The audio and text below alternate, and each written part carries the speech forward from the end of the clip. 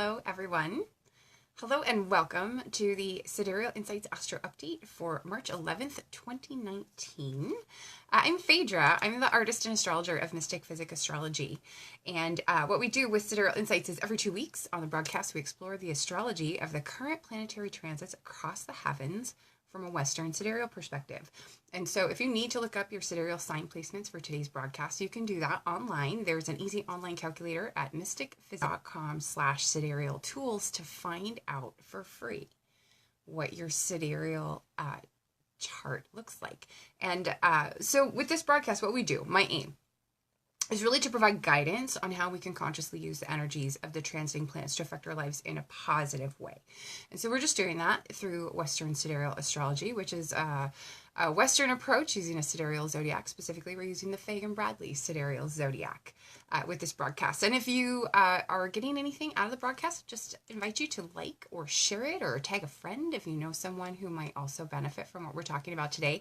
So today, what we're talking about, we're going to recap how we can use this Mercury retrograde cycle, how we can leverage it to our benefit. We're going to talk about some of the late March sign changes by some of the planets that are shifting into new signs, and we're going to talk about the upcoming full moon in sidereal Virgo. But let's recap just a moment, excuse me, where we're at for today. So right now we have the sun in sidereal Aquarius, at least through March 15th, when the sun will be moving into Pisces. And while we have the sun in Pisces through mid-April, this is a period of time it's really encouraging of rest, retreat, reflection. This is a time for introspection, for spiritual pursuits, for retreats, for selfless service. And so those are all appropriate activities and appropriate energies to step into and embody while we have Mercury in Pisces. And won't be in Pisces for very long. With the retrograde, he's just kind of backtracking there, and then he's going to move back into Aquarius later on. Okay.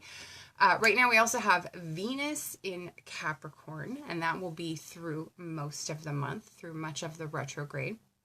We had Venus move into Capricorn the same day that Mercury moved into Pisces earlier in the month.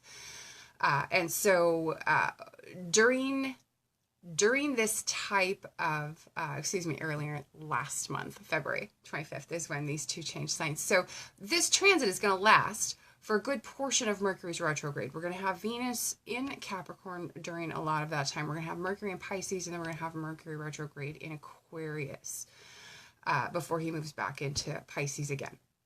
Okay, so we have a couple different layers where we can either tap into or approach the energy of Mercury retrograde over the coming couple of weeks. Now, Venus, keep in mind, is a little bit more restrained, a little bit more reserved, a little bit more serious while she's in Capricorn, okay? And so this can be a time really to explore what's most important to you, especially in terms of life, in terms of what do you want out of it? What are your highest ambitions? What are your biggest priorities? And you can do that through the 22nd of March, okay? So tap into that Venus Capricorn energy to really analyze what is the most important thing for you in your life that you want to pursue. What's your big picture thing? With Mercury retrograding through Pisces and Aquarius, that's an opportunity to use what you learn through explorations and move naturally into figuring out what it is you need to do. Once you figure it out, what it is you want to do, right? What changes you need to make to pursue that, what changes you need to implement into your life that can put you and keep you on that path of actualizing what it is you really want. And so these are all ways that you can kind of tap into this Mercury retrograde, just for taking some time for some reflection, for some introspection, for figuring out what's most important to you, what it is you really, really want out of life, where it is you've kind of gone awry from that path, and what will it take to get you back on it and keep you on it. So spend the next couple of weeks kind of focusing on that. And it's fine if you want to do like some journaling exercise, that would be appropriate. Some meditation would be appropriate. Any type of reflective or introspective exercise where you can kind of work to get clarity around your own priorities. Hi, Debbie. It's good to have you on the broadcast. We're running a little bit late today because I started the 1:30 broadcast and then launched right into a coughing fit. And so I had to back out and recover. It's kind of a funny thing. So there's this phenomenon when you get a tickle in your inner ear, which you really can't scratch, right? Your body will make you cough uncontrollably in an effort to scratch the itch in your inner ear. It's a weird thing, and it happens to me sometimes, most often when I'm talking. And so we had a moment. But thanks everyone for your patience. I'm sure you can kind of hear it in my voice. It'll take me most of the day to get past this. But let's pick up where we're talking about this retrograde. So like I was saying, really use this and make it about implementing towards your hopes and dreams, about implementing towards your goals in a new and refreshed way. It can help get you back on track. Okay. Now also, the retrograde is going to last through the 28th. So that's one thing that I want you to like keep in mind. Put a gold star on your calendar. That's the end of the retrograde. Give that day a little bit of space because Mercury will be stationary at the end of his retrograde and he's much more powerful, much more unpredictable. And so you really don't want to plan anything too close to that date if you can at all help it. But that's the end of the retrograde. Then he'll emerge from the shadow period later in closer to mid-April, about the time we have the sun going into the next sign. And so if you need a refresher on Mercury retrograde as a whole, I have a link that I'll give you in the comments once I end the broadcast to the blog post on the Mercury retrograde survival guide. And that'll give you some tools, some tips and tricks that help you kind of navigate and just manage the types of things that are likely to come up during Mercury retrograde. Excuse me, I'm gonna cough again. Let me take a drink.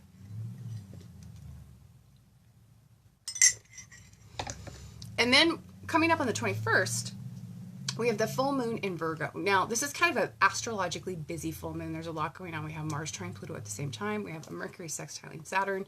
We have Venus squaring Mars and sextiling Jupiter. So there's a lot of active planetary energy happening at the same time as this full moon in Virgo. And so there's a couple of ways this can affect us. Part of what you may see is a tendency towards maybe some muddled thinking, unrealistic expectations. These are risks to keep in mind around the full moon in Virgo on the 21st, right? Neptune and Mercury are going to be interfering with our ability to really clearly analyze and integrate critical information or critical knowledge. And so be aware that you may not be seeing or understanding something clearly, or you may not have all the information that you need right at the time of the full moon. But it can be an excellent time for taking action if you feel comfortable that you can take action towards what's important to you. Okay? When Mars and Venus are kind of engaging from those cardinal signs, that's a nice push towards taking action. And that urge, if you can act on that urge, if you feel confident that you can take the right kind of action, it's likely to be rewarded if you can do that. So make the most of that opportunity as much as you can, even though we're kind of getting these mixed planetary signals going on at the full moon. Okay. Now on the 22nd, just after, we have Venus entering Aquarius. Excuse me. So Venus is going to leave Capricorn for Aquarius. She'll spend about 3 weeks there and just kind of paving her own way stylistically, right? So Venus in Aquarius is kind of an eclectic sign. It's a place where it's a sign that's about like bucking trends, right? About throwing off the status quo and rebelling a little bit. Like, so we might feel that energy express more through our personal styles, the way we dress, our appearance, what we find attractive and beautiful. You might find that you find some more unusual things beautiful during Venus and Aquarius, rather than the same old kind of things that you normally find attractive or beautiful. Okay. This is really a period where true equality and authentically free expression can take on greater collective importance during that time, during Venus and Aquarius, right? And so we may more easily recognize where we have shared values between each other. The very next day, the 23rd, we have Mars moving into Taurus, sidereally. This is roughly, a 6-week-long stay in the sign of the bull. Now, Mars is kind of an aggressive type of energy, right? He's a little bit more tempered in Taurus. So it's a little bit more tapping into a more passive side of Mars, where we're still going to feel that Martian drive to have our own way about what we want to have our own way about it.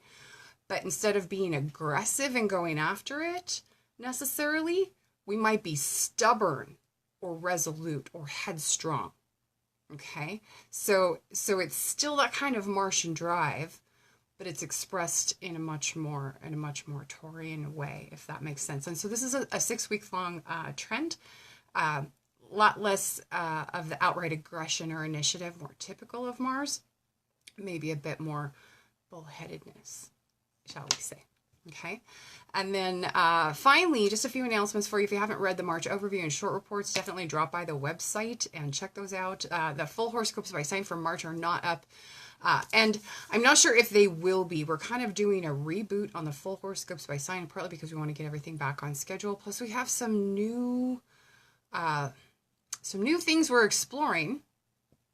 Can't really get more specific than that, unfortunately, or exciting new things that we're exploring. But they may really change how we bring the full horoscopes by sign and the sidereal monthly horoscopes and short reports to you on a monthly basis. And so I'm not quite sure when I might have more to share with you about that. I just want to let you know we have some fun, exciting things in the works, and hopefully we'll be able to share them with you very, very soon. But I'm not 100% certain how soon I'll be able to share that with you. But join me also for the the full moon in Virgo releasing practice in the Sidereal Insights astrology community on Facebook. This is coming up the 19th. It says the March 1st on my notes, so obviously I didn't get the 9 in there. It's a good thing I happened to remember. I looked that up earlier today. So this is March 19th at 7:30 p.m. Mountain Daylight Time. Eastern Daylight Time, 9:30 p.m. I believe it's 2:30 in the morning British Standard Time and 1:30 in the afternoon Australian. Gosh, are you on Australian Eastern Standard Time right now? I'm trying to remember. We'll find out. I'll double check that. That's coming up on the 19th. Join us for that. And like I said, please like and share this broadcast. And thank you for watching. It's also not too late to get your copy of the Retrograde Survival Guide. But let me post a link for the broadcast or for the blog post. There's also a 33-page guide, which you can get. Excuse me. That's the full guide. Let's see if I can. Today, gosh, thank you, Retrograde. Let's see if we can edit this hyperlink and copy it and paste it in the comments. This is for the blog post.